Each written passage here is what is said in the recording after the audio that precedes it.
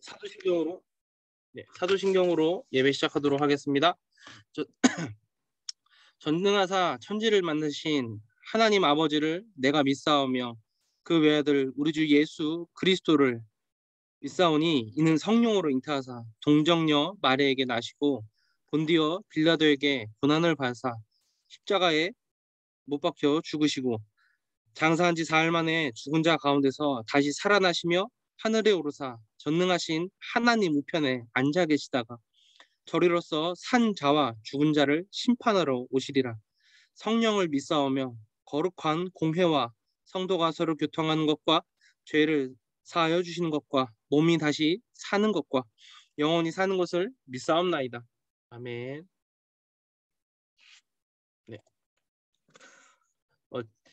오늘 너무 너무 귀엽고 예쁜 아이들이 너무 많아가지고 제 집중이 잘 안 되는 것 같아요.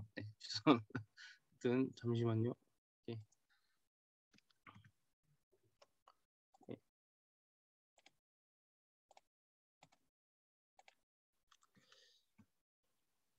오늘 묵상곡은 하나님과 동행하는 자는입니다. 한번 가사를 잘 들어보시고 오늘 메시지랑 많이 연결이 될 거예요. 한번 이거를 잘 들어보시기 바랍니다.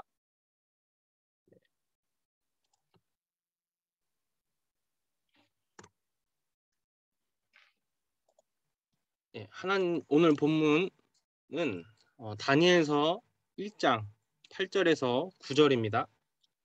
오늘 본문은 다니엘서 1장 8절에서 9절입니다.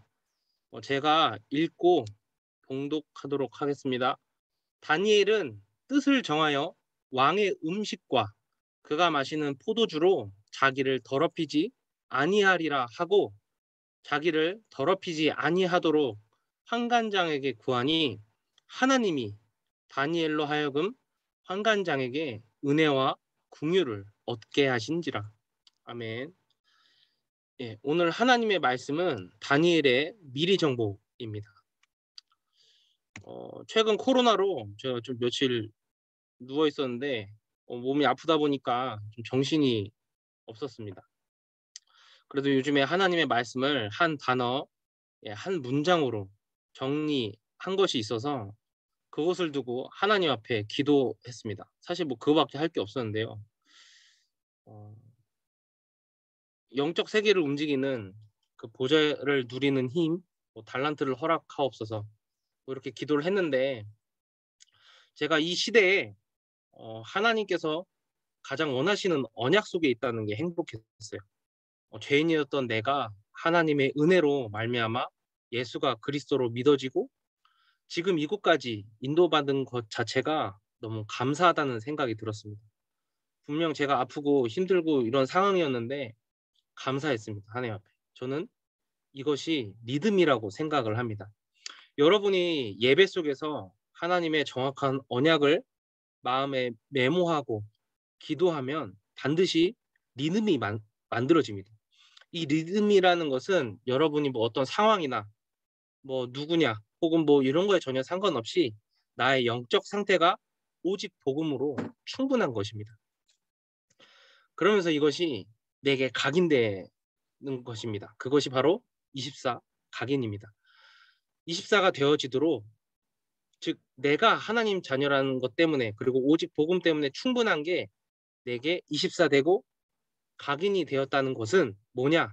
항상 모든 것을 볼 때 언약 기준으로 보는 것입니다. 문제가 와도 응답이 와도 모두 과정이기 때문에 하나님의 말씀 속에서 내게 이걸 왜 허락하셨는지 질문하는 것입니다. 왜냐? 언약은 반드시 성취될 것이고 하나님께서 우리를 언약 성취의 증인으로 부르셨기 때문입니다. 그래서 항상 언약 성취의 증인, 남은 자, 렘넌트, 순례자임을 24 기도로 누리는 것입니다. 자, 항상 내가 이 언약 속에 그리고 항상 언약이 내 마음에 담길 때 오늘 찬양처럼 하나님께서 인도하시고 역사하시는 것입니다. 하나님께서는 하나님의 말씀을 정확한 언약으로 붙잡은 자의 현장에 보좌의 축복을 허락하셨습니다. 사단의 나라가 멸하여지고 하나님 나라의 일이 현장에 성취된 것입니다. 정확한 언약을 여러분이 붙잡고 기도할 때 25의 현장, 25의 이 응답이 현장에 임하는 것입니다. 그래서 모든 사람들, 심지어 오늘 나오는 그 다니엘이 섬겼던 4명의 왕까지도 하나님께서 살아계심을 보게 됩니다. 그리고 하나님의 언약은 언약 가진 자를 통해서 영원한 작품으로 남게 됩니다. 여러분이 이 영적 서밋으로 하나님의 자녀로 오늘 예배드리게 되었습니다. 하나님께서는 예배를 통해 전달된 언약의 말씀이 여러분의 현장에 성취되길 원하고 계십니다. 그래서 여러분을 초등부든 중고등부든 예배 자리에 부르셨습니다. 그래서 오늘 전달되는 이 하나님의 말씀을 여러분이 마음에 정확한 언약으로 메모하면 그 언약이 반드시 여러분의 현장에 개인에게 성취되게 됩니다. 왜냐? 여러분의 마음에 영혼이 연결되어 있기 때문이고 그 영혼은 보좌와 연결되어 있기 때문입니다. 반드시 언약이 성취될 것입니다. 그래서 여러분의 삶이 보좌의 작품으로 영원히 남게 될 것이기 때문에 오늘 이 자리에 여러분이 예배의 축복을 실컷 누리시면 됩니다. 본론입니다. 다니엘은 오늘 본문은 다니엘 얘기입니다. 본론 다니엘은 이스라엘에 임한 재앙의 이유와 답을 알고 있었던 자였습니다. 그래서 문제가 와도 흔들리지 않았습니다. 왜냐? 이스라엘이 왜 멸망했고 바벨론에 의해서 왜 성전이 파괴되고 이스라엘 백성들이 포로로 잡혀갔는지 모든 것의 이유를 알고 있었던 자였습니다.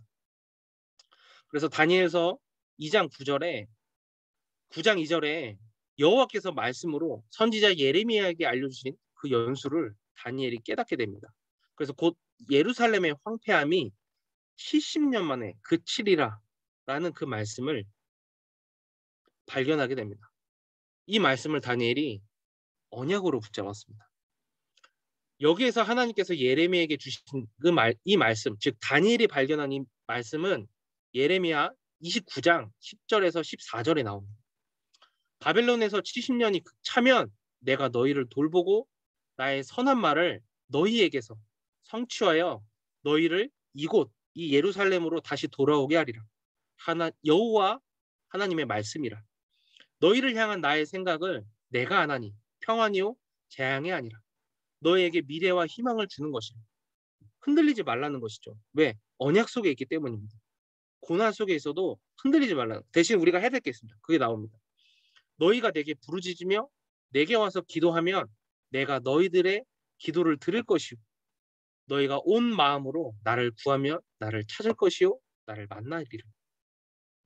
다니엘이 이 말씀을 언약으로 붙잡고 반드시 응답하신 하나님 앞에서 기도하기 시작한 것입니다.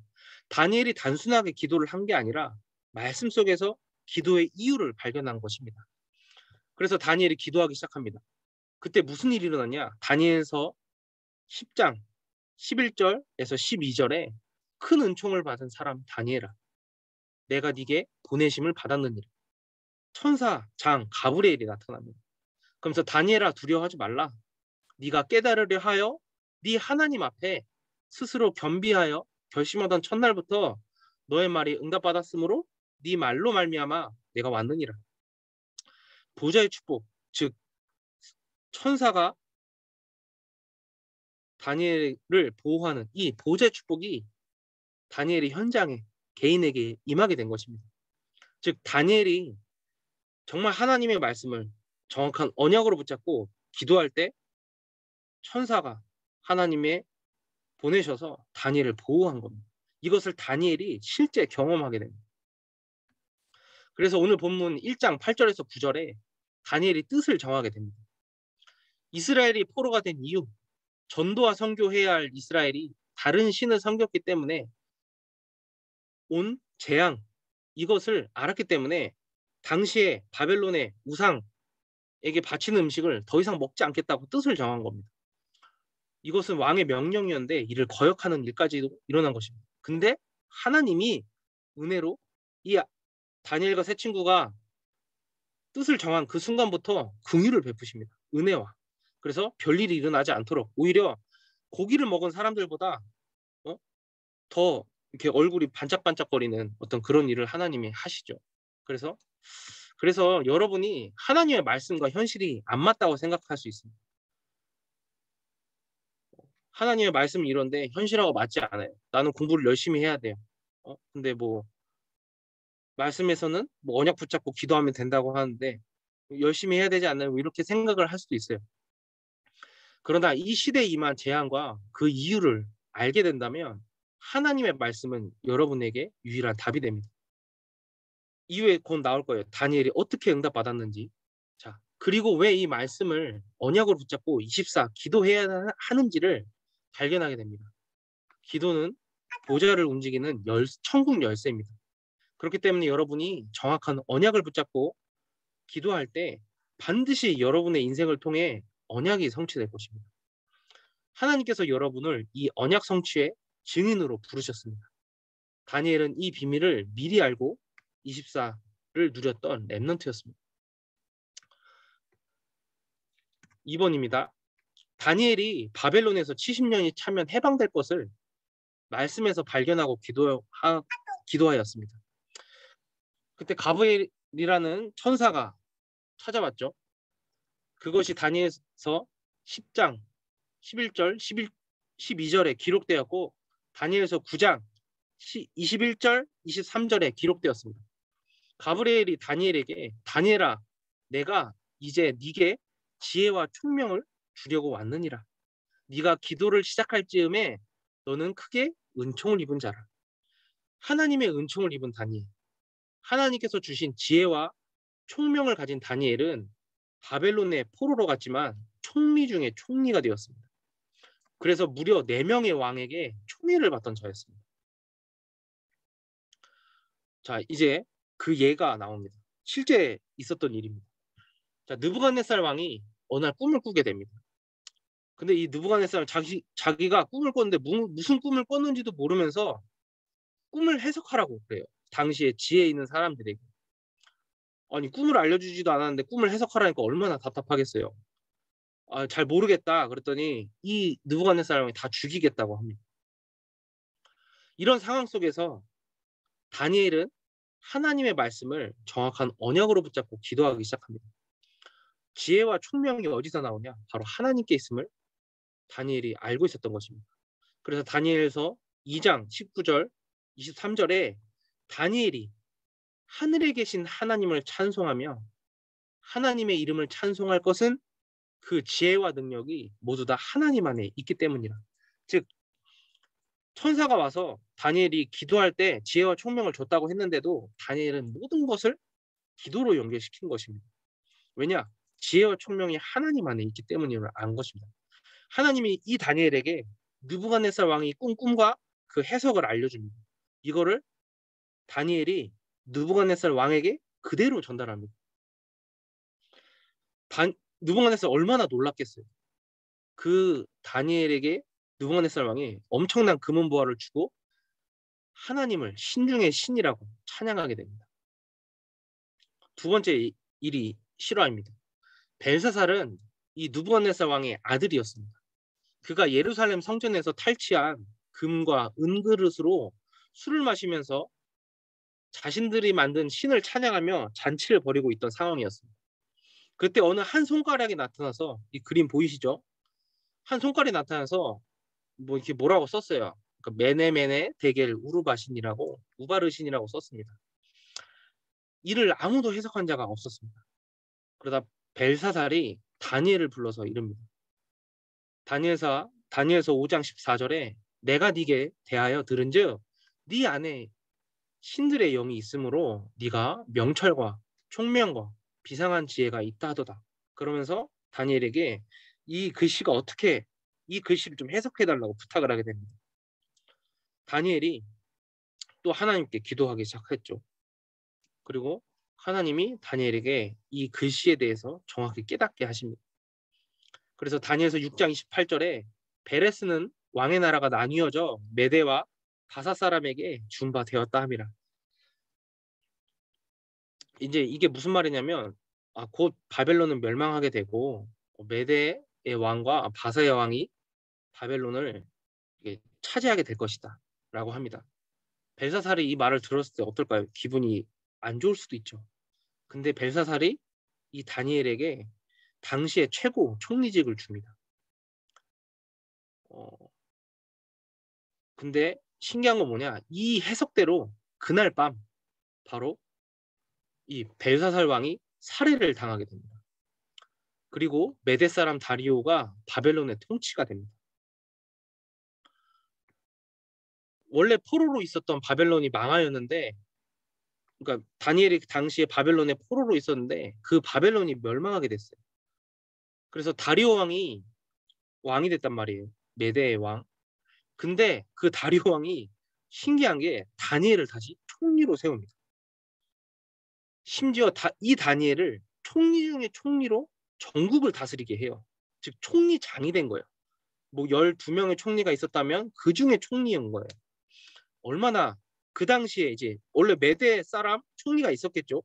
근데 자기들보다 분명히 포로인데 쟤는 왜 멸망한 나라에 또 총리를 또 장으로 세우지? 얼마나 시기를 많이 했겠어요. 그 당시에 그 메대 사람의 그 총리들이. 그래서 다니엘을 시기해서 이 다니엘을 죽이려고 합니다. 그래서 이제부터 30일 동안 누구든지 왕 이외에 다른 신에게 기도하거나 하면 우리 사자굴에 던져 넣읍시다 라고 왕에게 제안을 하니까 왕이 그래 그렇게 해야 되겠다. 그래서 조서를 내리게 합니다. 근데 다니엘이 기도하였는 왜냐? 다니엘이 하나님께 매일 기도하는 것을 이 총리 고관들이 알고 있었기 때문입니다. 그러나 다니엘은 6장 10절에 조서의 왕의 도장이 찍힌 것을 알고도 즉 가장 위기의 순간에도 예루살렘을 향한 창문을 엽니다. 언약이 성취될 그곳을 향해 창문을 연 것이죠. 그래서 전에 하던 대로 하루 3번씩 무릎을 꿇고 기도하며 그의 하나님께 감사하였더라. 다니엘의 마음에는 하나님의 정확한 언약이 메모되어 있었기 때문에 즉 복음으로 충분했기 때문에 죽음의 위기가 와도 흔들리지 않았습니다. 다니엘이 바벨론 포로 70년이 차면 해방될 것을 말씀을 통해 발견하지 못했다고 가정한다면 얼마나 다니엘은 힘들었을까요? 다니엘이 대단해서 이런 게 아닙니다. 절대. 다니엘은 하나님의 말씀 속에서 정확한 언약을 발견하고 기도의 이유를 발견한 것입니다. 왜냐? 절대 주권자이신 하나님께서 70년이 차면 이스라엘을 해방시키실 것이라고 말씀에 약속했기 때문입니다. 이 언약이 성취될 것을 다니엘이 알고 70년을 기다린 것입니다. 다니엘은 하나님의 말씀 속에서 나의 문제, 민족의 문제, 현장의 문제, 시대의 문제의 답을 갖게 된 것입니다. 그래서 지금까지 모든 문제와 사건들 다 응답이었습니다. 그래서 어떤 문제와 응답 속에서도 하나님께 감사할 수 있었던 것입니다. 그래서 조서에 왕의 도장이 찍힌 것을 알고도 즉 자기가 죽을 것을 알면서도 다니엘이 하나님께 기도한 것입니다. 근데 뭐 그렇다고 해서 다니엘이 사자굴에 안 들어간 게 아니라 다니엘이 사자굴에 들어가게 되었습니다. 다음날 다리오 왕이 헐레벌떡 나와서 다니엘을 애타게 찾습니다. 살아계시는 하나님의 종 다니엘아, 네가 항상 섬기는 하나님이 사자에게서 능히 너를 구원하셨느냐. 이에 사자굴에서 다니엘이 나의 하나님이 이미 그의 천사를 보내어 사자들의 입을 봉하셨으므로 보좌의 축복이 정확한 언약을 마음에 품은 다니엘이 있는 곳에 임하게 된 것입니다. 다리오 왕이 심히 기뻐하여 다니엘을 사자굴에서 건지고 다니엘을 모함했던 총리와 고관들을 사자굴에 넣습니다. 당연히 그 사람들은 다 이렇게 죽었겠죠. 그리고 다리오 왕이 하나님을 찬양하는 조서를 또 내리게 됩니다. 다니엘은 모든 순간 속에서 정확한 언약을 마음에 품고 기도한 자였습니다. 그 다니엘에게 하나님께서 지혜와 총명을 주사 아무도 해결하지 못하는 그 일을 해결하게 하셨습니다. 그래서 포로임에도 불구하고 4명의 왕을 섬기는 총리로 심지어 그 모든 왕들이 다니엘의 하나님을 찬양할 정도로 다니엘이 쓰임받게 됩니다. 이것이 다니엘이 미리 정복한 바벨론이었습니다. 하나님의 정확한 언약 속에 있는 자에게 분명히 보호자의 힘, 달란트, 미션이 있습니다. 다니엘은 이것을 기도하며 발견한 것입니다. 3번입니다. 다니엘은 앞으로 일어난 일을 말씀을 통해 예언하게 되었습니다. 다니엘서 12장에 그것들이 나오는데요. 다니엘서 12장 1절에 그때는 네 민족을 호위하는 큰 군주 미가엘이 일어날 것이요. 이거는 좀 어려운 내용일 수도 있지만 하늘 군대와 영적 전쟁이 시작되는 것을 미리 다니엘이 보게 된 것입니다. 그때까지 없었던 환란이 일 것이며 지금까지 경험해 보지 못한 환란이 여러분이 가는 길에 분명히 일어나게 될 것입니다. 그러나 이러한 상황 속에서도 다니엘서 12장 2절에 영생을 받는 자도 영원히 부끄러움을 당할 자가 생기게 될 것이라고 말씀에 기록되어 있습니다. 문제 속에서는 어려움만 있는 것이 아닙니다. 그 문제 속에는 참된 구원의 은혜를 발견한 자들이 반드시 생겨나게 될 것이라는 것입니다. 그러면서 다니엘서 12장 3절에 지혜 있는 자는 궁창의 빛과 같이 빛날 것이요. 즉 이러한 환난과 어려움 속에서도 지혜 있는 자, 즉 다니엘처럼 지혜 있는 자는 어떤 사람이에요? 바로 하나님 앞에 지혜와 총명을 구하는 자입니다. 어떠한 문제와 사건 속에서도 하나님 안에서 말씀 속에서 답을 찾는 자입니다. 다니엘은 이 모든 지혜의 근원이 하나님께 있음을 알았기 때문에 모든 문제와 사건 속에서 하나님께 기도한 것입니다. 그래서 아까 제가 말씀드렸듯이 4명의 왕에 풀지 못하는 문제를 다니엘이 기도하며 해결한 것입니다. 그러면서 많은 사람을 옳은 대로 돌아오게 한지라 한 자는 별과 같이 영원토록 빛나리라. 다니엘이 하나님께서 주신 지혜로 모든 문제와 사건 그리고 갈등을 해결한 후에 모든 왕들이 하나님께서 참된 신임을 보게 되고 하나님을 찬양하게 되었습니다. 이것이 다니엘이 미리 본 세계 정복이었습니다. 그래서 여러분들도 어떠한 문제와 사건 속에서도 흔들리지 말고 하나님께서 왜 내게 이걸 허락하셨을까? 그리고 복음 안에서 모든 문제의 답을 발견하시길 바랍니다. 그것의 키가 정확한 언약 붙잡고 기도하는 것입니다. 그래서 우리가 기도할 때 반드시 보좌가 움직입니다.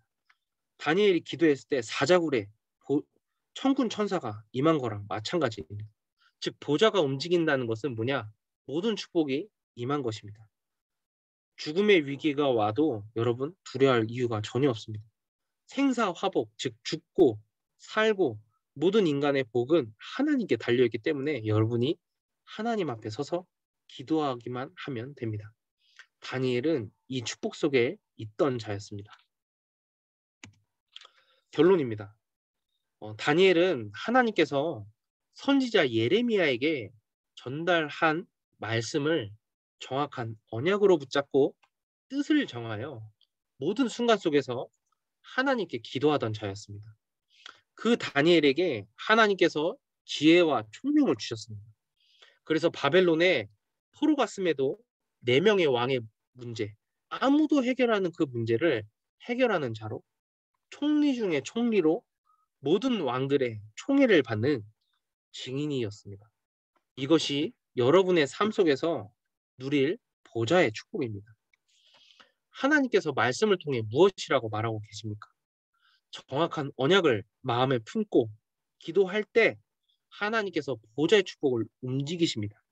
어디에요? 여러분의 마음속에, 여러분의 현장에, 그리고 여러분이 갈 모든 미래에 임하게 하십니다. 그래서 여러분이 오늘 이것을 24 기도로 누려야겠습니다. 모든 순간 속에서 하나님의 말씀을 정확한 언약으로 마음에 메모해 두기만 해도 반드시 여러분의 삶 속에 그 언약이 성취될 것입니다. 그 키가, 그 열쇠가 바로 기도입니다. 그래서 393을 정확히 삶 속에서 누리라고 하는 것입니다. 3, 무엇입니까? 성삼위 하나님께서 지금 나와 함께 하시기에 이것을 기도로 누리는 것입니다. 9, 내 생명, 영혼을 살리는 보좌의 9가지 축복이 이미 내게 임하여 있기 때문에 이것을 기도로 누리는 것입니다. 3 시대사의 렘넌트로 과거, 현재, 미래가 모두 하나님께서 해결하셨기 때문에 교역자와 중직자 그리고 후대사의 렘넌트로 하나님께서 여러분을 부르셨기 때문에 이것을 기도로 누리는 것입니다. 여러분은 다른 것으로 시대의 재앙을 막는 자가 아닙니다. 다니엘처럼 오직 복음으로 이 시대의 재앙을 막고 이 시대를 살릴 증인 그리고 렘넌트 순례자입니다. 하나님께서 여러분을 이 렘넌트로 여러분을 부르신 것입니다. 그래서 반드시 여러분이 마음에 담은 그 언약이 미래에 성취될 것이기 때문에 이 언약 성취의 증인으로 여러분이 있음을 믿고 오늘 기도로 누리는 것입니다. 지금 여러분은 과정 중에 있습니다. 응답이 없다? 괜찮습니다. 당연히 없을 수밖에 없습니다. 나의 달란트를 모른다? 당연히 모를 수밖에 없습니다. 여러분은 과정 중에 있습니다. 어떤 과정이요? 자세, 그릇, 뭐 여러 가지 힘을 키우는 과정 중에 있습니다. 그렇기 때문에 모든 순간 속에서 하나님께서 나와 함께 하심을, 하나님께서 나와 동행하심을 순간순간마다 말씀을 통해 발견하는 것입니다. 그리고 기도로 누리는 것입니다. 그렇기 때문에 모든 문제와 응답처럼 보이는 모든 순간 속에서 언약 붙잡고 기도하기만 하면 됩니다. 좀 더 쉽게 말하자면 하나님께서 왜 내게 이것을 허락하셨는가? 하나님의 절대 주권을 질문하는 것입니다. 항상 여러분이 언약 속에, 언약이 마음속에 있기만 하면 됩니다. 다니엘처럼 삶 속에 메모된 언약을 두고 감사함으로 죽음의 위기가 와도 뜻을 정하여 기도할 수 있을 만큼 누리시기만 하면 됩니다. 이미 보좌의 축복이 여러분의 삶 속에, 여러분 속에, 여러분의 현장에 이미 임하여 있기 때문입니다. 그래서 정확한 언약이 전달되는 예배, 말씀 속에 있기만 하면 됩니다. 그리고 기도의 축복, 여러분의 현장에서 누리기만 하면 됩니다. 그러면 여러분의 가정, 현장, 개인에게 이 보좌의 축복이 25 영원으로 역사하게 될 것입니다.